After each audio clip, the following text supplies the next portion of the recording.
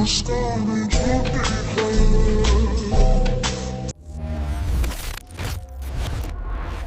प्यार करती हूँ तुमसे, मुझे छोड़ोगे तो मारे जाओगे।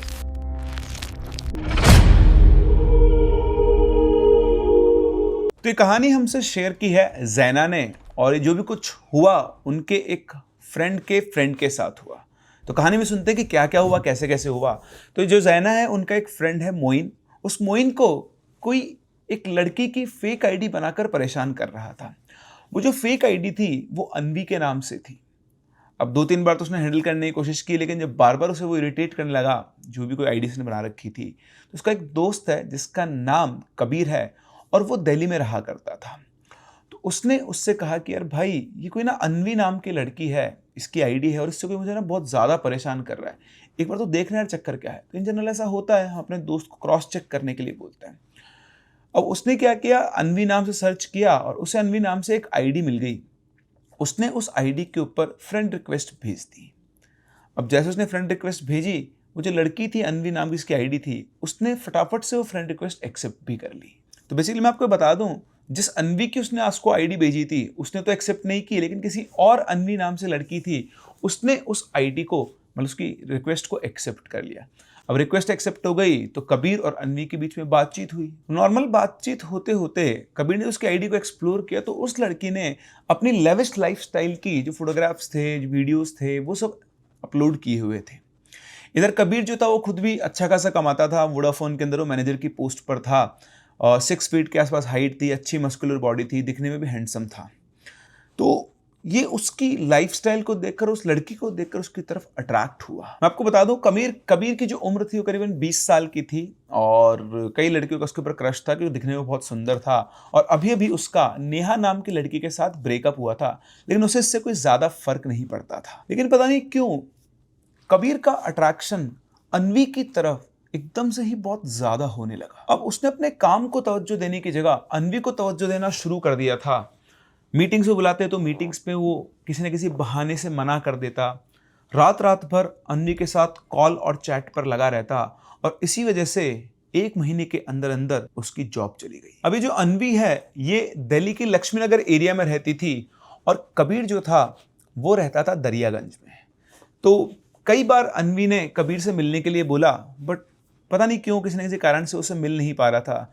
फिर एक दिन अनवी ने बहुत फोर्स किया मिलने के लिए, तो कबीर अपनी कार से अनवी से मिलने के लिए पहुंचा। मिलने के साथ साथ ही इन्होंने बहुत अच्छा टाइम एक दूसरे का स्पेंड किया, घूमे फिरे, खाया पिया, और उसके बाद कबीर अनवी को उसके घर छोड़कर वापस आ गया, और यहीं से शुरू हुई इनकी लव स्टोरी। अब ऐसे ही कबीर और अनवी डेली मिलने लगे। कबीर अनवी के साथ टाइम स्पेंड करता था, ये घूमते फिरते थे। आपको लग रहा होगा कबीर की तो जॉब चली गई है, तो कबीर एक वेल सेटल्ड फैमिली से था। उसकी फैमिली में वो था, उसकी एक छोटी सिस्टर थी, उसके मदर फादर थे जो कि वेल सेटल्ड थे। तो ऐसे पैसों का कोई उसको इशू नहीं था। जॉब वो सिर्फ अपने मन की इच्छा से ही किया करता था। अब ऐसे ही चलते चलते करीबन 1-1.5 महीना गुजर गया, और इन दोनों के बीच में फिजिकल रिलेशनशिप भी बन गया। कबीर जो था वो इससे पहले एक वर्जिन था, और आज से पहले उसने कभी किसी लड़की के साथ फिजिकल रिलेशनशिप नहीं बनाया था। उसकी गर्लफ्रेंड थी, पर उससे नॉर्मल उसका रिलेशनशिप था जिससे उसका ब्रेकअप हुआ था। तो ये फिजिकल रिलेशन बनने की वजह से कबीर अनवी से और भी ज्यादा अटैच हो गया। अब पता नहीं कैसे और कब कबीर अनवी को बहुत ज़्यादा, मतलब सेंटी हो गया उसके ऊपर, उससे प्यार करने लगा, और उसने डिसाइड कर लिया था कि वो अनवी को ही अपना लाइफ पार्टनर बनाएगा। लेकिन फिर कबीर के सामने शुरू हुआ चीज़ों का खुलासा होना। एक दिन अनवी और कबीर दोनों वीडियो कॉल पर बात कर रहे थे कि तभी वीडियो कॉल पर पीछे से एक बच्चा आया, अनवी की तरफ देखते हुए उसको मम्मी मम्मी बोलते हुए। कबीर जो कि अनवी को लेकर काफ़ी ज़्यादा पॉसेसिव और सेंसिटिव दोनों था, उसने अनवी से बोला कि ये बच्चा कौन है और ये तुम्हें मम्मी मम्मी क्यों बोल रहा है। अब अनवी जानती थी कि कबीर उसको लेकर बहुत ज़्यादा पॉसेसिव है, तो उसने बात को आया गया कर दिया। उसने कहा कि अरे ये तो मेरी कज़न का बच्चा है, और बचपन से ही ये मेरे को मासी की जगह मेरे को मम्मी भी बोलता है, तुम भी कहाँ इतना दिमाग लगाते हो। इधर कबीर भी बहुत ज़्यादा नहीं सोचता, उसे लगता है कि यार मैं क्यों इसके ऊपर शक कर रहा हूँ, क्योंकि उसको बहुत ट्रस्ट था अनवी के ऊपर, तो उसने इस बात को इग्नोर किया। अब ऐसे ही कुछ दिन और बीतते हैं। एक दिन ये मिलते हैं, रेस्टोरेंट के अंदर बैठे हुए होते हैं कि तभी एकदम से अन्वी का फोन बजता है। तो जैसे उसका फोन बजता है, उस फोन को छुपाने की कोशिश करती है कि कहीं मतलब कबीर की नजर ना पड़ जाए। उसके फेस का एक्सप्रेशन एकदम से चेंज हो जाता है, जैसे वो कुछ चीज छुपा रही हो। जैसे जैसे करके वो अपने फोन को कट करती है, साइलेंट करती है, और फिर एकदम से थोड़ी देर के बाद दोबारा उसका फोन बजता है। फिर वो एकदम से वापस से फोन को स्क्रीन को देखकर घबरा गई, और वो कबीर के सामने बहाना बनाकर कि फैमिली से किसी का अर्जेंट कॉल आ रहा है, वो रेस्टोरेंट से बाहर निकलती है। अब उसको जाते हुए देखकर कबीर को बड़ा अजीब सा लगता है कि अरे एकदम से ऐसे उठकर क्यों भागी। और ये देखकर वो अपनी जगह से उठकर अन्वी के पीछे चला जाता है। वो फोन पे खड़े होकर बात कर रही थी और कबीर उसके पीछे जाकर खड़ा हो जाता है। और जैसे वो फोन कट करके घूमती है, एकदम से उसकी नजर कबीर पर पड़ती है और वो ऐसे बुरी तरह घबरा जाती है जैसे उसने अपनी आंखों के सामने भूत देख लिया हो। ये सब देखकर कबीर थोड़ी कड़क आवाज में बोलता है, किसका फोन आया था? अन्वी काफी घबराई हुई हालत में बोलती है कि वो मेरे कजिन का फोन आया था, वो मेरे घर पर आया हुआ है, कुछ अर्जेंट काम है, मुझे अभी निकलना होगा। तो कबीर कहता है कि ठीक है, मैं तुम्हें घर छोड़ देता हूँ। तो बोलते नहीं, तुम्हें छोड़ने की जरूरत नहीं है, मैं अपने आप कैब करके चली जाऊंगी। तो बोलता मैं तुम्हें छोड़ देता हूँ ना। तो बोलते नहीं, तुम यहीं रुक, तुम मतलब मैं जा रही हूँ, मुझे कुछ अर्जेंट काम है, मैं चली जाऊंगी, मैनेज कर लूंगी, तुम चिंता मत करो। अब कबीर जो था उसे बड़ा अजीब लग रहा था। आज अन्वी का बिहेवियर उसके लिए बहुत रूड था और ऐसा लगता कि वो उसको इग्नोर कर रही है। लेकिन कहीं ना कहीं कबीर को यह भी डर लगता था कि अगर वो ज्यादा ओवर प्रोटेक्टिव होगा अन्वी को लेकर, तो कहीं वो उसे छोड़कर नहीं चली जाए। ये उसके दिल में एक डर था। उसके जाने के बाद कबीर ओवर थिंकिंग करने लगा कि अगर चक्कर क्या है, कहीं मुझे धोखा तो नहीं दे रही है। फिर उसका एक मन उसे वापस संभालता है कि नहीं यार, तुझे उस पर ट्रस्ट रखना होगा, वो भी तुझ पर ट्रस्ट करती है, तू कहीं जाता है तो उससे पूछती है क्या। और इस तरह से उसने अपने मन को समझाया। घर पहुंचने के बाद जब अन्वी का फोन आया तो उसने उससे अच्छे से बात की और इस तरह से इस चीज को उसने दोबारा से इग्नोर कर दिया। और इस तरह से इनका रिलेशनशिप और बढ़ने लगा। और फिर आता है अन्वी का बर्थडे, जिसको लेकर कबीर बहुत एक्साइटेड था। उसने उसके बर्थडे को लेकर बहुत सारी तैयारियां की थी और जिस दिन उसका बर्थडे था उससे एक दिन पहले वो केक लेकर अन्वी के घर के बाहर पहुंच जाता है उसे सरप्राइज देने। अब जिस दिन अन्वी का बर्थडे था वो सुबह सुबह अपनी तैयारियों के साथ अपनी गाड़ी लेकर अन्वी के घर पहुंचता है। घर पहुंचने से पहले उसे कॉल करता है, रास्ते में करता है, वह पहुंचने के बाद भी उसे कॉल करता है, लेकिन अन्वी उसका फोन नहीं उठाती है। तो वो फोन नहीं उठाती है तो थोड़ा वेट करता है और अन्वी के घर से थोड़ा दूर ले जाकर अपनी गाड़ी को खड़ी कर देता है और अन्वी के घर की तरफ देखने लगता है। थोड़ी ही देर में उसे वो बच्चा दिखाई देता है जो उसे उस दिन वीडियो कॉल पे दिखाई दिया था और वो बच्चा उस घर से बाहर निकलता है, अन्वी के घर से। और थोड़ी देर के बाद एक आदमी और अन्वी भी उसी घर से बाहर निकलते हैं। बाहर निकलने के बाद अन्वी उस बच्चे को और उस आदमी को हग करके सी ऑफ करती है और वो लोग निकलने के बाद वो अपने घर के अंदर वापस चली जाती है। और घर के अंदर जाते ही कबीर का फोन बजता है। वो देखता है कि अन्वी का कॉल आ रहा है और ये देखकर वो सारा माजरा समझ जाता है। वो फिर भी हिम्मत करके फोन उठाता है और फोन उठाते ही अन्वी उससे कहती है कि कहाँ हो भाई, मैं तुम्हें कब से कॉल कर रही हूँ, कॉल का जवाब नहीं दे रहे हो, तुम्हें याद भी आज मेरा बर्थडे है। तो कबीर बोलता है कि अरे मैं तुम्हारा बर्थडे कैसे भूल सकता हूँ, मुझे अच्छे से याद है कि आज तुम्हारा बर्थडे है, लेकिन एक बात बताओ, मैंने तुम्हें इतनी देर से कॉल कर रहा हूँ, तुम कॉल ही नहीं उठा रही हो।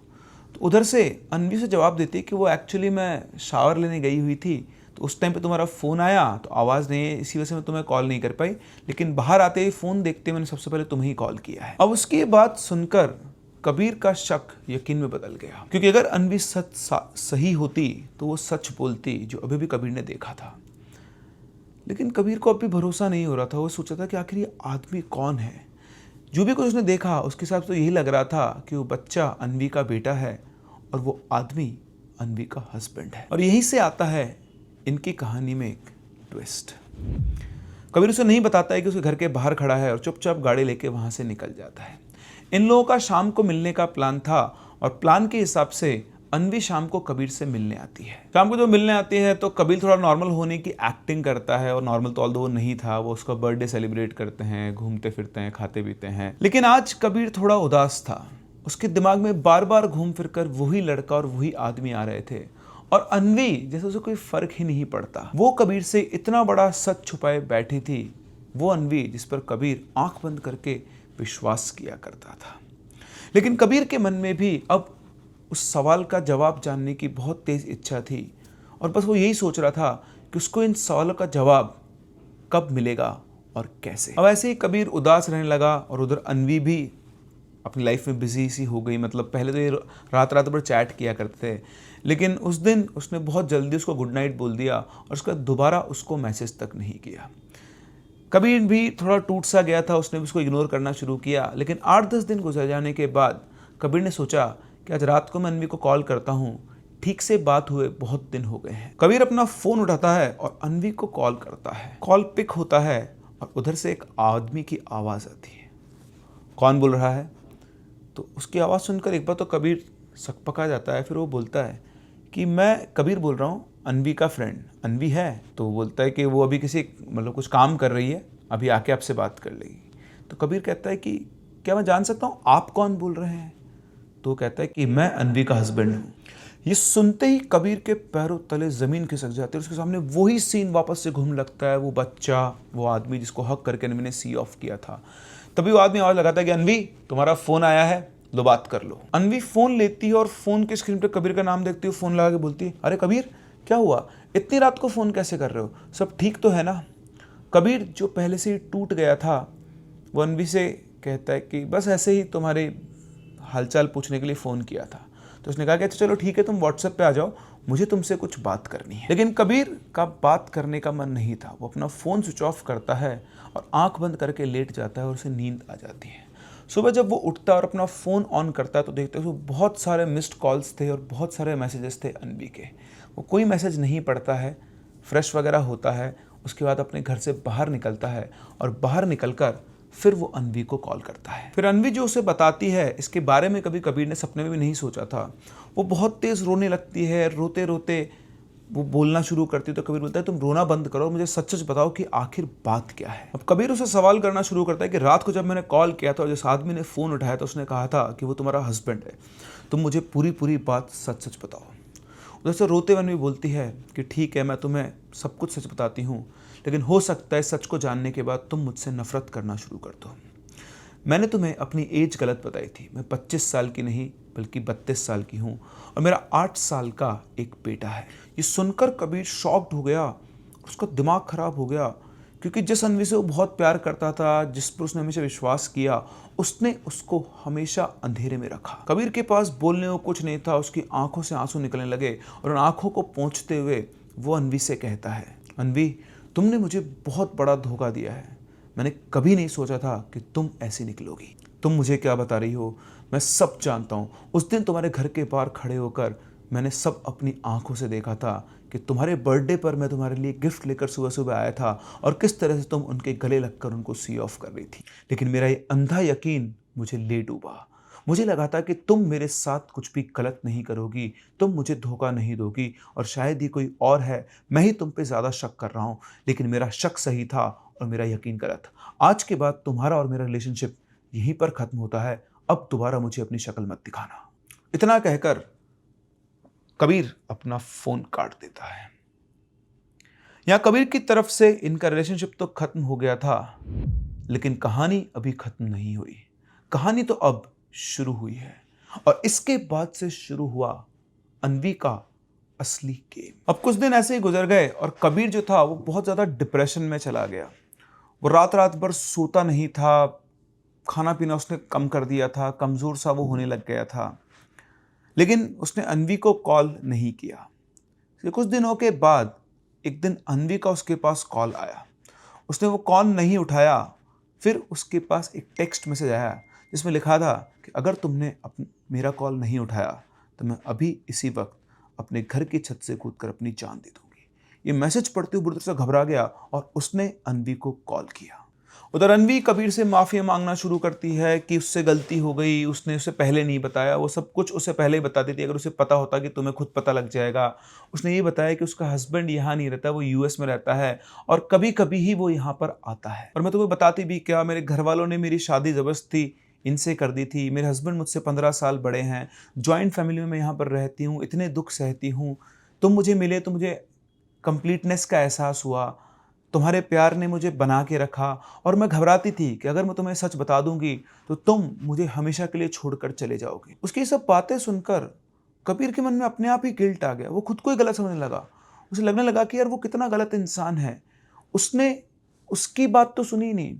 उसने सब कुछ उससे सिर्फ इसलिए छुपा के रखा कि उसे ये डर था कि कहीं मैं उसे छोड़कर ना चला जाऊं। इसके बाद वो उससे कहती कि कबीर, मैं तुमसे आखिरी बार मिलना चाहती हूं, फिर उसके बाद तुम चाहो तो मुझसे मत मिलना। अब उसकी सब बातें सुनकर कबीर इमोशनल तो हो ही चुका था। वो कहता कि ठीक है, मैं कल तुमसे मिलने आता हूं। अब अगले दिन जब वो कबीर से मिलने आई तो वो अपने हाथों से कबीर के लिए कुछ खाना बनाकर लेकर आई थी। जब वो आकर गाड़ी में बैठी तो कबीर ने उससे पूछा कि तुम ये क्या लाई हो? तो वो कहती कि मैं तुम्हारे लिए तुम्हारा फेवरेट बटर चिकन और खीर बनाकर लेकर आई हूँ।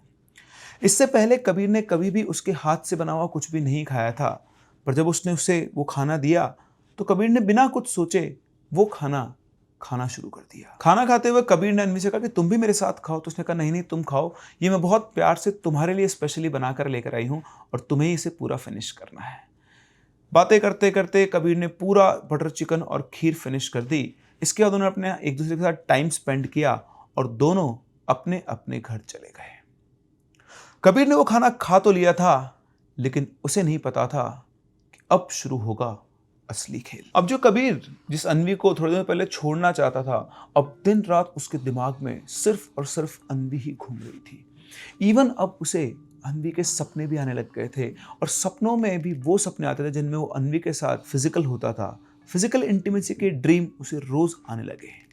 एक रात जब कबीर सो रहा था तो उसे प्यास लगी और पानी पीने के लिए जैसे ही वो उठा तो उसे अपने बेड के सामने अन्वी खड़ी हुई दिखाई दी। उसने उठकर अपनी आंखें मसली तो वहां पर कोई भी नहीं था। उसे कुछ समझ में नहीं आया। उसे लगा एकदम से कि सामने अन्वी थी, बट फिर उसे लगा कि उसके मन का भ्रम है। पानी वानी पीकर वो सो गया और लगातार ये रोज होता था। वो जो इंटीमेसी वाले ड्रीम थे वो तो उसे आते ही आते थे और साथ ही साथ में उसे एक फिजिकल टच भी फील होता था। उसे ऐसा लगता था कि उसके रूम में उसके साथ कोई और भी है। लेकिन कबीर को ये सब समझ में नहीं आ रहा था कि उसके साथ जो कुछ भी हो रहा है ये उसके मन का वहम है, क्योंकि कबीर जो था वो एक नॉन बिलीवर बंदा था। वो इन सब चीज़ों के अंदर विश्वास नहीं करता था और शायद इसीलिए उसे समझ में नहीं आ रहा था कि जो कुछ भी हो रहा है ये सिर्फ उसके मन का वहम नहीं है।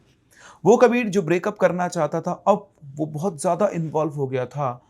ये रात को लेट नाइट तक बातें किया करते थे। 2-3 घंटे करीब कबीर सोता था और वापस से अन्वी का कॉल आ जाया करता था और दिन भर वो उससे कॉल पे बात करता रहता था, घर में घूमता रहता था। घर वाले अगर उसे कुछ बोलते तो उसको सुनता नहीं था, इग्नोर कर दिया करता था। वो इसे काम दिया जाए तो काम नहीं करता था और कोई अगर उसकी पर्सनल लाइफ के अंदर एंटर करने की कोशिश करे तो वो गुर्राने लगता था। कबीर की जो छोटी बहन थी उससे वो बहुत प्यार किया करता था और कभी भी वो कहीं बाहर जाती थी तो हमेशा उसके साथ जाया करता था। लेकिन अब कबीर का नेचर बिल्कुल चेंज हो चुका था। उसे अपनी छोटी बहन से कोई मतलब नहीं है। वो कभी कहती भी कि मुझे यहाँ ले चलो तो मना कर दिया करता था। कभी कबीर ने अपने माँ बाप से ऊंची आवाज़ में बात नहीं की थी, लेकिन अब वो हर बात पर चिड़चिड़ किया करता था। अब उसकी ज़िंदगी में सिर्फ 2 ही चीज़ें थी, एक उसका फ़ोन और एक उसका चार्जर।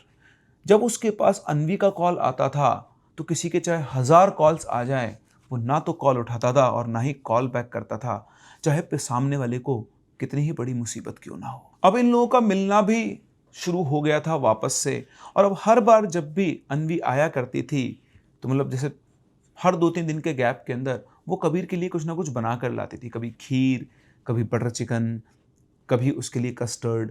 और कबीर ये सब देखकर बहुत खुश होता था क्योंकि उसे लगता था कि पहले मेरे लिए सब कोई नहीं करता था, अब उसे बहुत ही केयरिंग फील हो रहा था और अब उसकी दुनिया सिर्फ अन्वी के अंदर सिमट कर रह गई थी। इधर कबीर के अंदर जो चेंजेस आना शुरू हुए थे वो कबीर की मम्मी ने ऑब्जर्व करना शुरू कर दिए थे। उसकी मम्मी जो थी वो थोड़ी स्पिरिचुअल थी और वो कबीर के अंदर आने वाले चेंजेस को ऑब्जर्व कर रही थी। कम सोने की वजह से उसकी आंखों के नीचे डार्क सर्किल पड़ गए थे। दिन भर वो फोन पर बात करता था, घूमता रहता था। लेकिन कबीर का जो शरीर था वो अजीब तरीके से फूलने लगा था, उसका वजन बढ़ने लगा था। उसकी अम्मी ने सोचा कि जो आदमी ठीक से सोता नहीं है, खाता नहीं है, आखिर उसका वजन ऐसे कैसे बढ़ रहा है। इतना ही नहीं, कबीर जिसकी उम्र करीबन 20-21 साल ही थी, वो एक अंकल की तरह लगने लग गया था। उसके चेहरे पे से वो ग्लो गायब हो गया था। तो उसकी जो बहन थी उसने जाकर अपनी मम्मी से बोला कि मम्मी, मुझे भाई की हालत ना कुछ ठीक नहीं लगती है। ना वो पहले जैसे हमारे साथ रहते हैं, ना बात करते हैं, बस वो अपनी ही दुनिया में खोए रहते हैं। कुछ कहो तो उस चीज़ का जवाब भी नहीं देते हैं। उसकी बात भी उसकी मम्मी ने सुनी और वो अपनी तरह से चीज़ों को ऑब्जर्व करके सोचे जा रही थी। इधर एक दिन कबीर की अन्वी से किसी बात पर लड़ाई हो गई और उन दोनों ने बात करना बंद कर दिया। कबीर उसे उसके नंबर को ब्लॉक कर देता है और ऐसे ही कुछ दिन गुजर जाते हैं, लेकिन कुछ दिनों के अंदर कबीर की तबीयत खराब होना शुरू हो जाती है। उसकी हेल्थ पहले से और ज़्यादा डिग्रेड होना शुरू हो गई थी। इतना ही नहीं, अब उसने अजीब सी हरकतें करना शुरू कर दी थी। उसने अपने आप को एक कमरे के अंदर बंद कर लिया था और वो चिल्लाया करता था कि कोई मुझे मार देगा, कोई मुझे मार देगा, मुझे बचा लो। कोई भी घर का आदमी उसका कमरे का दरवाज़ा नॉक करता तो बोलता कि कौन आया है, मुझे मारने आए हो, मैं गेट नहीं खोलूँगा। एक दिन उसकी छोटी बहन उसका खाना लेकर उसके कमरे के दरवाजे पर गई, नॉक किया और बोला कि भैया दरवाज़ा खोलो, मैं तुम्हारे लिए खाना लेकर आई हूँ। तो वो उठकर आता है, हल्का सा दरवाज़ा खोलता है, ऐसे आँख से देखता है उसकी बहन है, ऐसे हाथ बाहर देता है, खाना लेकर गेट को वापस से फटाफट से बंद कर देता है। उसने उसको अपने कमरे में, जो कि इनकी घर के सेकंड फ्लोर पर था, उसी में बंद कर लिया था और वो हमेशा यही कहता था, मुझे मरना नहीं है, मैं मरना नहीं चाहता हूँ, मुझे छोड़ दो, वो मुझे मार देगी। लेकिन यहाँ घर वालों को कुछ भी समझ में नहीं आ रहा था कि आखिर इसे क्या हो गया है। फिर सब कुछ देखकर इसकी मम्मी ने डिसाइड किया कि इसको इसके कज़िन के यहाँ पर भेज देते हैं, जो कि इसका हमउम्र था।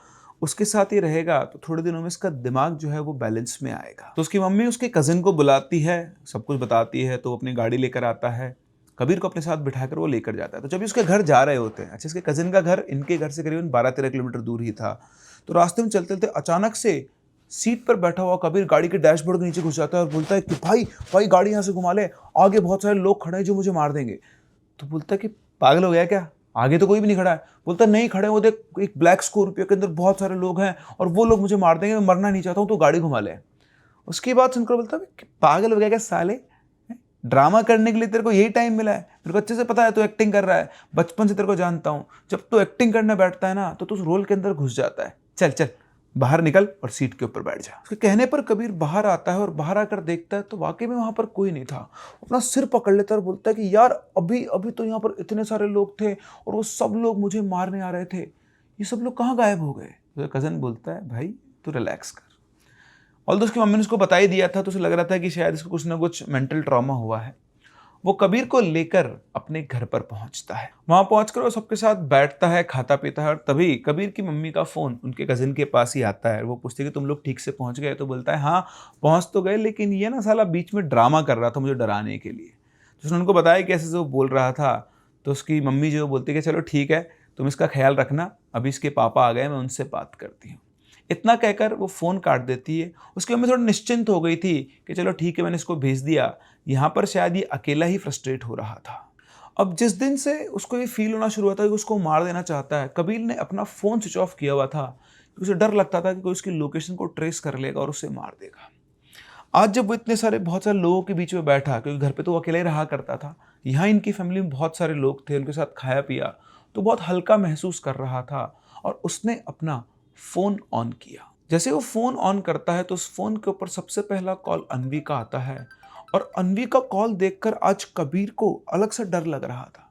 फिर भी वो डरते रहते उस फ़ोन को उठाता है, अन्वी से बात करता है। तो अन्वी की वॉइस में एक अलग एक्साइटमेंट था। वो बहुत खुश थी, जैसे उसे कोई मनचाही चीज़ मिल गई हो। और तभी बात करते करते अन्वी उधर से बोलती है, क्या हो गया तुम्हें? आजकल मेरा कॉल देखकर डरते क्यों हो? ये देखते कबीर शॉक्ड रह गया, उसने चारों तरफ देखा, क्योंकि जब अन्वी का कॉल आया था तो वाकई में वो डर गया था। लेकिन उसे कैसे पता, क्या वो मुझे यहीं कहीं से खड़े होकर देख रही है? वो चारों तरफ नज़र घुमाता है, तभी उसकी नज़र एक विंडो पर जाकर टिकती है, जहां पर उसे एक औरत की परछाई खड़ी हुई दिखाई दे रही थी। ये देखते हुए बहुत तेज चिल्लाता है, मौसी मौसी।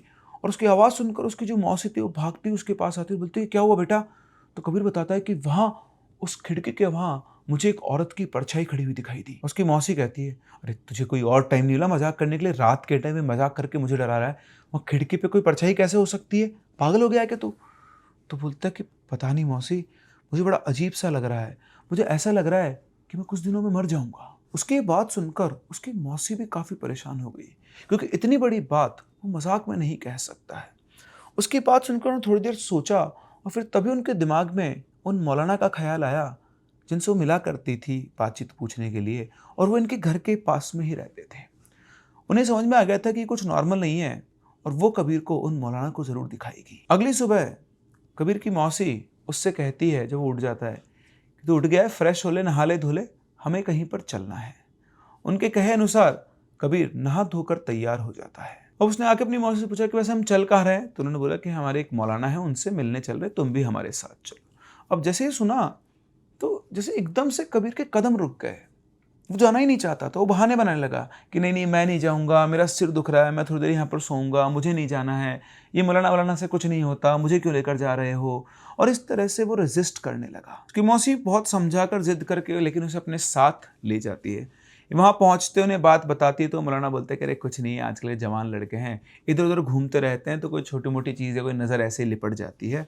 एक काम करो, मैं आपको एक ताबीज़ दे रहा हूँ और ये मथराया हुआ पानी भी दे रहा हूँ, ये पानी से पिलाना भी और उसके नहाने की बाल्टी में पानी डाल देना। और इसके अलावा एक ताबीज़ और दे रहा हूँ जलाने के लिए, इसके ऊपर 7 बार उसार कर उस ताबीज़ को जला देना, तो जो भी कोई नज़र वज़र इसको लगी होगी वो सब कट जाएगी। अब कबीर और उसकी मौसी घर आ जाते हैं और अपना आपस में बैठकर बातचीत करते हैं। तो कबीर अपनी मौसी कहता है, देखा मैंने आपसे कहा था ना कि कुछ भी नहीं होता, फालतू परेशान हो रही थी। उसकी मौसी बोलती है कि हाँ चल ठीक है, ज़्यादा ज्ञान मत दे मुझे, ठीक है, मौलाना साहब ने जो दिया है वो काम हमको करना है। तो वो उसको उस पानी से नहलाती हैं, उसको पानी पिलाती भी हैं, ताबीज़ बांधती है उसके, और जो एक ताबीज़ है उसको जलाकर वो उसकी नज़र उतार देती है। और इन सब से कबीर को वाकई में बहुत रिलीफ फील हुआ। वो जो साया दिखने वाली बात थी, जो उसका डर था, वो अब जा चुका था। उसको भी लग रहा था कि चलो सब बढ़िया है, और उसकी मौसी को लग रहा था कि चलो बच्चा ठीक हो गया है। लेकिन इनमें से किसी को भी नहीं पता था कि ये तो बस शुरुआत थी। कुछ दिन अपने कजिन के यहाँ रहने के बाद कबीर वापस अपने घर पर आता है।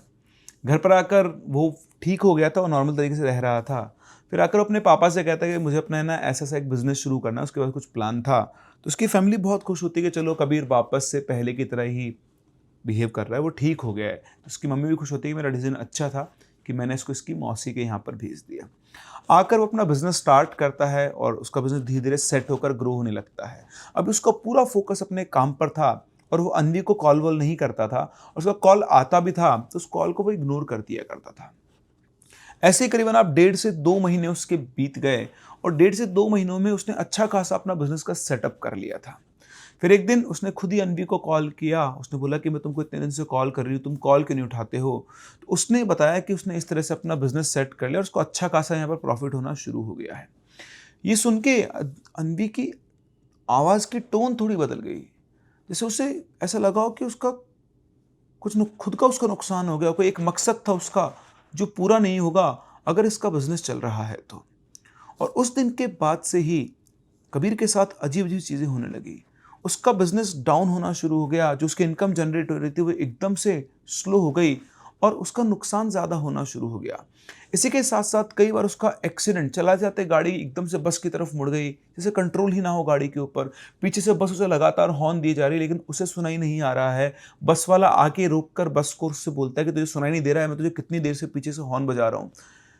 ऐसे अजीब अजीब से इंसिडेंट्स उसके साथ होने लग गए थे। ये सारी बातें उसने अन्वी को बताई कि ऐसा उसके साथ साथ चल रहा है। तो वो कहती है कि अरे यार तुम्हारे मन का वहम है, और देखो वहम का कोई इलाज नहीं है इस दुनिया में। क्योंकि एक नॉन बिलीवर था तो इसको भी लगता था कि हाँ यार ये सब मेरे दिमाग का ही क्रिएशन है, शायद मैं अपने बिजनेस को ठीक से कंट्रोल नहीं कर पा रहा हूँ। अब एक दिन कबीर को उसका दोस्त शेविज मिलता है। शेविज उम्र में उससे बड़ा था, समझदार था और मैच्योर था। तो वो कबीर से कहता है, यार कबीर भाई बड़ी दिक्कत चल रही है, बिजनेस में लॉस ही लॉस हो रहा है, मेरी 2 दुकानें नहीं चल रही है। तो कबीर भी कहता है कि हाँ यार शेविज भाई क्या बताऊँ, मेरा भी पैसा ना पानी की तरह बह रहा है लेकिन कहाँ जा रहा है मुझे भी पता नहीं चल रहा। तो शेविज बोलता है कि आप काम करो, मेरे साथ चलो, एक जगह चलते हैं, वहाँ पर हम पता करते हैं। तो कबीर बोलता है अब यूँ मत बोलना है किसी मौलाना के पास जाना है। तो बोलता है नहीं नहीं यार, मैं आपको जहाँ लेके जा रहा हूँ वो ऐसे वैसे मौलाना नहीं है, वो एक बहुत सिद्ध पुरुष है, हम चलते हैं, कुछ ना कुछ प्रॉब्लम का सोल्यूशन तो निकलेगा ही निकलेगा। तो उसकी बात सुनकर कबीर थोड़ा सोचता है और बोलता है कि चलो ठीक है चलते हैं, देखते हैं जाने में क्या जा रहा है। अब इसके बाद जो हुआ वो आपकी और मेरी समझ से बिल्कुल परे है। कबीर और शेविज दोनों उन मौलाना साहब के पास पहुंचे और जैसे कबीर ने अपना कदम अंदर रखा उनकी दहलीज पर, एकदम से उसकी बॉडी में से करंट सा दौड़ा, जैसे कुछ निकल के बाहर भागा हो। जैसे वो अंदर गए, उसने कदम रखा, मौलाना साहब ने एकदम से कबीर की तरफ देखा, उसकी आंखों में देखा, मुस्कुराए और बोले, आओ बेटा इधर आओ, यहाँ बैठो। उधर कबीर को यहाँ अंदर आकर बहुत ही सेफ और बहुत ही हल्का महसूस हो रहा था। अब शेविज और कबीर दोनों वहाँ बैठ जाते हैं और शेविज जो था वो मौलाना साहब से बात करता है, उन्हें अपनी परेशानी बताता है, वो जो बताते हैं वो सुनता है।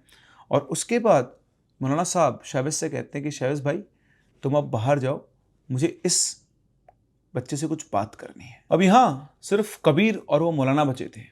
शहबाज के जाने के बाद मौलाना साहब ने कबीर के कंधे पर हाथ रखा और बोले, लड़के किस पिशाचिनी के चक्कर में पड़ा है? तो उनकी बात सुनकर कबीर कंफ्यूज हो जाता है कि पिशाचिनी?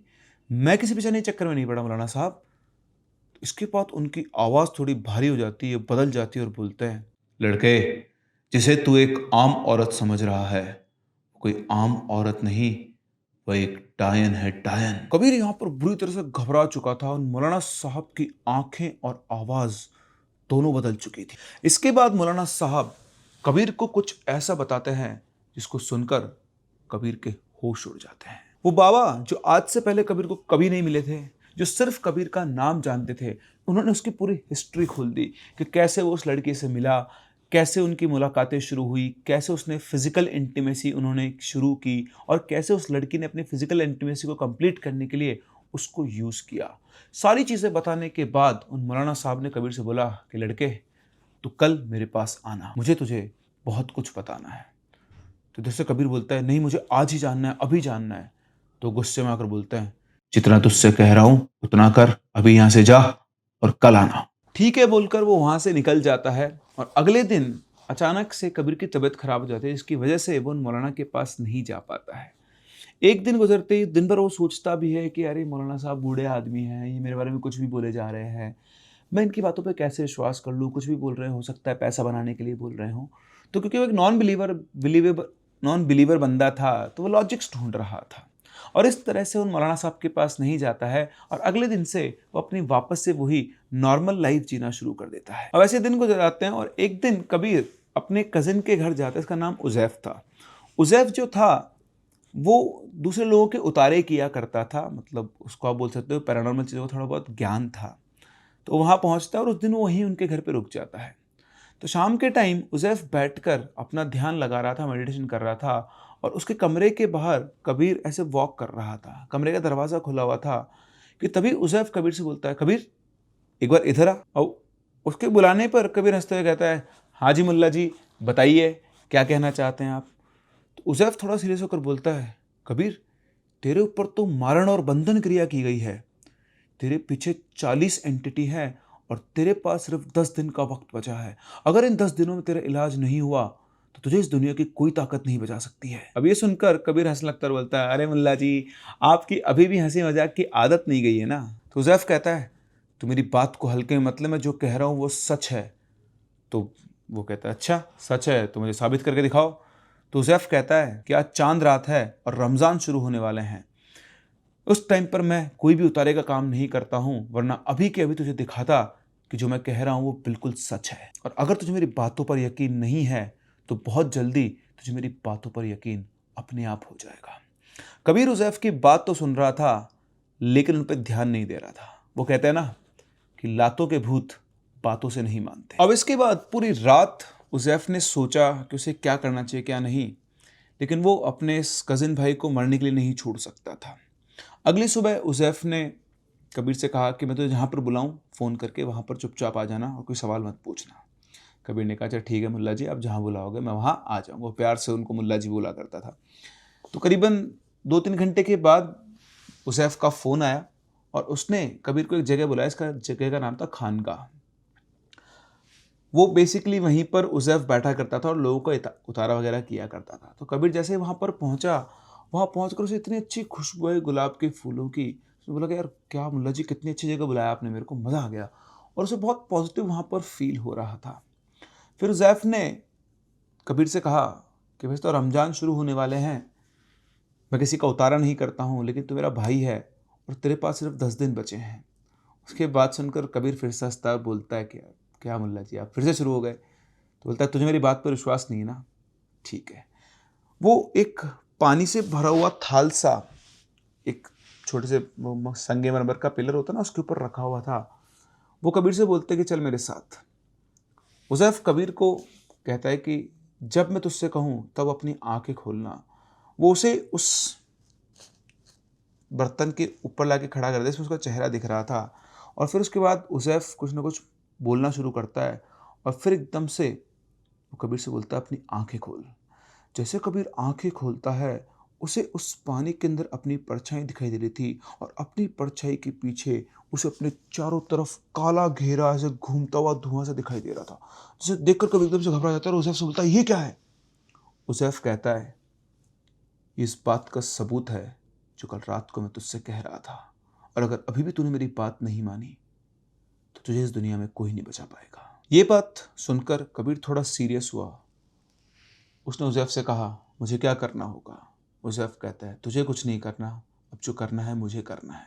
इसके बाद उजैफ एक तलवार निकालता है, उस तलवार से उसके एक कंधे पे इधर टच करता है और फिर धीरे धीरे वो उस तलवार को ऐसे उसके चारों तरफ घुमाने लगता है जैसे वो किसी चीज़ से लड़ रहा हो।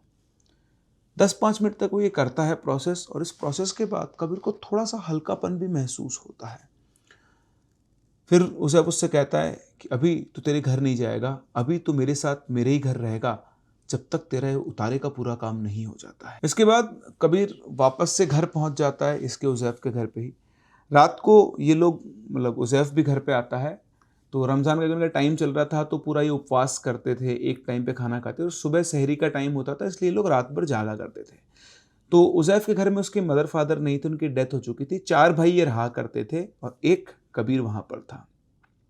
तो ऐसे ही सभी लोग एक कमरे में बैठे हुए थे, बातचीत करते कि तभी एकदम से बैठे बैठे अचानक से उजैफ ने कबीर का गला पकड़ लिया। और उजैफ की हाइट करीबन 5.5 फीट के आसपास थी और वो इतना ताकतवर नहीं था जितना कबीर था। उसने उसका गला पकड़ लिया और कबीर पूरा दम लाकर उसे अपना गला नहीं छुड़ा पा रहा था और बहुत ही गुस्से से एकदम से उजैफ की आंखें लाल हो गई थी और वो कबीर को घूरे जा रहा था जैसे उसे अभी के भी मार देगा। और कबीर यहाँ से बड़ी बुरी तरह चिल्ला रहा था और चाहकर भी, वो ताकतवर था उससे, लेकिन उससे फिर भी छुड़ा नहीं पा रहा था। तो उसने बाकी अपने भाइयों की तरफ इशारा किया तो वो लोग सब चुपचाप खड़े रहे और उसे इशारा करते कि थोड़ा देर रुक जा, थोड़ी देर रुक जा। इधर एकदम से वो अपना हाथ छुड़वाता है उससे और बोलता है कि मुल्ला जी पागल हो गए हो क्या? ये उतारे उतारे के नाम पर क्या तुम मेरी जान ले लोगे? और इतना कहकर वो घूमकर कमरे से बाहर जाने वाला था कि तभी अचानक से उसे वापस आकर उसके कमर पे चिपक जाता है और एक औरत की आवाज में बोलता है, मैं तुझे अपने साथ लेकर जाऊंगी, तूने मेरे 10 साथी मरवा दिए हैं, मैं तुझे जिंदा नहीं छोड़ूंगी। इस तरह से एक औरत की आवाज में उसे चिपक कर बहुत तेज चिल्ला रहा था। और जब ये सब हुआ तो कबीर को लगा कि ये सब मजाक नहीं हो सकता, ऐसे एकदम से ये ऐसे औरत की आवाज में क्यों बोलेगा। और उधर जो उसके बाकी 3 भाई थे वो बीच में बिल्कुल नहीं आ रहे थे और वो एक कोने में खड़े होकर ये सारा माजरा देख रहे थे। और इतना होने के बाद अचानक से उजैफ बेहोश हो जाता है। जब उजैफ होश में आया तो कबीर ने उससे पूछा कि ये सब क्या था। तो उजैफ ने उसे समझाया कि जब भी मैं उतारा करता हूँ तो जो भी कोई एंटिटी किसी के ऊपर होती है वो मेरे शरीर के थ्रू आती है और फिर मैं उसका निपटारा कर देता हूँ। ऐसे ही तेरे साथ भी हो रहा है। कल इसके 10 साथियों को मैंने तेरे शरीर से उतारा था और आज भी कुछ और को उतार दिया है और इसी तरह से एक एक करके तेरा उतारा चलता रहेगा। जो कमज़ोर हैं उन्हें मैं आसानी से उतार देता हूँ, लेकिन जो खतरनाक और ताकतवर हैं उन्हें उतारने के लिए मुझे मेहनत करनी होगी और इसमें तुझे मेरा पूरा साथ देना होगा। मेरे भाई, तू ये बात मानता हो या नहीं मानता हो, लेकिन तुझे इस बात पर विश्वास करना पड़ेगा कि तेरी जान खतरे में है और मैं सिर्फ तुझे बचाना चाहता हूँ। ये सब देखकर समझकर अब कबीर को भी उजैफ के ऊपर विश्वास हो चुका था और जो भी कुछ चल रहा था उससे कबीर को अब धीरे धीरे फायदा होना शुरू हो गया था। इसके बाद कंफर्म करने के लिए कबीर उन मौलाना साहब के पास जाता है दिन में एक दिन वापस, और वो उसे बताते हैं सारी बात कि जो अन्वी नाम की लड़की है ये कोई लड़की नहीं, ये एक ये काली शक्तियों की पूजा करती है और ये बहुत अय्याश है। तुम पहले नहीं हो जिससे इसे अपने जाल में फंसाया है, ऐसे ही ये जवान लड़कों को अपने जाल में फंसाती है और अपनी हवस को पूरी करती है और उसी के साथ साथ उनके ऊपर ये इसी तरह से काला जादू करती है। उन्होंने उसको बताया कि कैसे वो उसके खाने में मिलाकर, जादू की चीज़ें खाने में मिलाकर लाया करती थी, जिसके अंदर उसका मेंस्ट्रुअल ब्लड, वाइट डिस्चार्ज और भी बहुत सारी अलग अलग चीज़ें हुआ करती थी। मौलाना साहब की बात सुनकर कबीर को भी चीज़ याद आने लगी कि वो बिल्कुल सही कह रहे हैं कि जब वो खाना लाया करती थी कि उसमें से वो कुछ भी नहीं खाती थी। कई बार उसने कबीर के कपड़े अपने पास रख लिए थे, इवन उसके अंडरगारमेंट्स तक भी वो अपने पास रख लिया करती थी, कोई ना कोई बहाना कबीर से बनाकर। अब यहाँ पर कबीर कंफर्म हो चुका था कि उसके साथ कुछ ना कुछ अजीब तो है। तो उसने पीछे घूमकर देखा, जब वो अपने दूसरे कज़िन के यहाँ गया था, वहाँ से अपनी मौसी के साथ एक मौलाना साहब के पास गया था, उसकी रिकवरी हुई थी। फिर वो उज़ैफ़ के पास आता और उससे कहता कि भाई ये जो भी कोई चीज़, जो भी कोई मुसीबत है, इससे तू मुझे आज़ाद करवा। इसके बाद अगले 1 महीने तक उज़ैफ़ ने कबीर के शरीर पर से उतारा किया और ये उतारा होता था कब्रिस्तान में। रात को 12 बजे के बाद ये लोग कब्रिस्तान में जाया करते थे और करीबन 3 साढ़े 3 बजे के आसपास ये लोग वापस आया करते थे। एक बार तो इनके साथ ऐसा हुआ कि उज़ैफ़ और कबीर दोनों अपनी जान बचाकर भागे।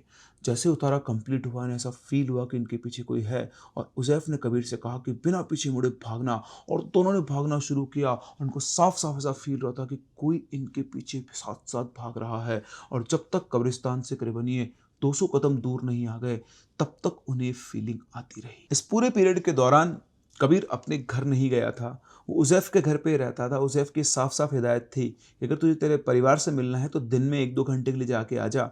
अगर तू रात को वहाँ रुक गया तो ये एंटिटीज़ तेरे घर वालों के लिए भी खतरा बन सकती है, और कबीर ये बिल्कुल नहीं चाहता था। खैर करीबन 1 महीने के उतारे और 2-3 महीने के प्रोसेस के बाद कबीर बिल्कुल ठीक हो गया, और जब उज़ैफ़ ने उससे कह दिया कि अब तू खतरे से बाहर है, अब तेरे साथ कोई एंटिटी नहीं है, तब जाकर कबीर वापस अपने घर पर आया। बीच में अनवी का कई बार कबीर के पास कॉल आया, लेकिन उसने उस फ़ोन को उठाना बंद कर दिया था। उसे अब अनवी की सच्चाई पता लग गई थी। ये सब कुछ 2015 से 2021 तक चला और जैसे जैसे करके कबीर की जान बच पाई। वो तो अच्छा हुआ कि उसे उज़ैफ़ जैसा भाई मिल गया। आज भी वो लड़की दिल्ली में है, आज भी वो ऐसे ही लड़कों को फंसाती है और उनके ऊपर इसी तरह से वो ब्लैक मैजिक को यूज़ करती है। उसका क्या मकसद था ये तो कबीर को नहीं पता, लेकिन हाँ, वो अपनी लस्ट को इसी तरह से पूरी करती है, जवान लड़कों को फंसाकर। कबीर ने ये भी बताया कि कबीर ने ज़ैना को बताया और ज़ैना ने हमें बताया कि उसने अपने पति तक को भी वश में कर रखा था, और इसीलिए इस कहानी के माध्यम से कबीर उन सभी लोगों को सतर्क करना चाहते हैं, स्पेशली उन सिंगल लड़कों को और स्पेशली उनको जो दिल्ली में रहते हैं, जो दूसरी लड़कियों को फ्रेंड रिक्वेस्ट भेज कर ये सोचते हैं कि वो रिलेशनशिप में उनके साथ आ जाएंगी, लेकिन कई बार आपको इस तरह के लोग मिलते हैं जहां आप सोच रहे थे कि आप अपना मतलब निकाल रहे हो, वो आपसे अपना मतलब और मकसद पूरा कर रही होती है। इसलिए जब भी ऑनलाइन किसी अनजान इंसान से मिलो तो ट्राई करो, कोशिश करो कि जब आप फिजिकली उससे मिलने जा रहे हो आमने सामने, तो आपको उसकी बैकग्राउंड रिसर्च ज़रूर करनी चाहिए।